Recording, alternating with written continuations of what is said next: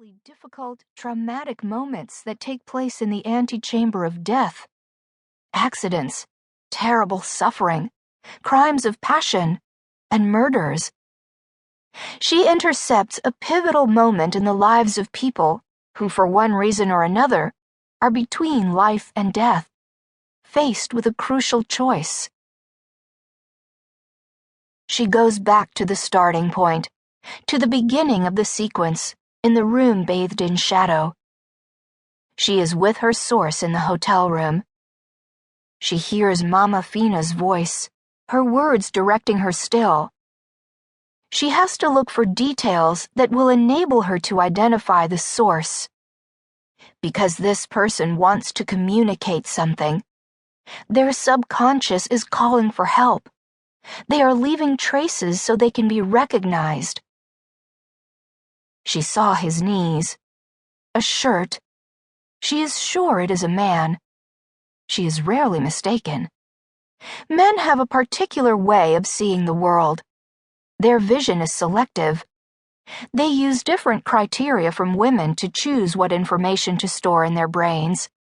They are more interested in things that move, that change, that make contact. Women, on the other hand, dwell more on what remains hidden, on details and structures, on what is intangible. Julia wants to examine the room. She sees the clothes on the chair again. They look thrown rather than placed there. Is he in a hurry? Impatient? Young, perhaps? His standpoint is out of sight of the bathroom mirror. She can't see his face. Are they a married couple? Maybe not. The young woman's hasty departure, her final gesture. There's a lack of intimacy, and not enough indifference for them to be an established couple. It could be a secret meeting, a passing fling. Julia sees the young woman's face again and focuses on it, trying to decipher her smile. Could she be an escort? Difficult to say. Casual and anonymous relationships do seem to have become a sort of hobby for some people. But perhaps not. There is something restrained about this young woman. A distance. She is protecting herself, as if she needs to stay out of reach. The stairs creak. Theo is coming back down. She must regain her composure. Her pupils are already dilated when she turns to smile at him. He kisses her with irreproachable tenderness and tells her he'll get dinner. Julia takes her time. She would like to carry on thinking, but she is drawn by the smell coming from the kitchen.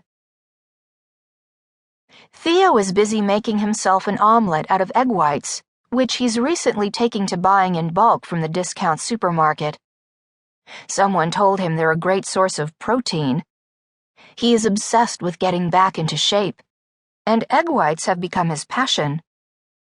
Julia is unable to share his enthusiasm. The very thought of that viscous substance makes her feel nauseated, but she doesn't say anything. They sit down opposite each other. She nibbles at her salad, while Theo wolfs down his omelet. "How are you?" Julia asks in an attempt to fill the silence. "Tired," says Theo, getting up without looking at her. Julia sighs. Maybe it's inevitable. Her mind hauls up a catch of old memories. Their first date. He must have been barely 19, she 15 at most. She was still living with her grandmother, he with his parents. Sitting in a cafeteria in San Telmo, not far from Julia's school, he had ventured to take her hand. His daring had met with a cold reception.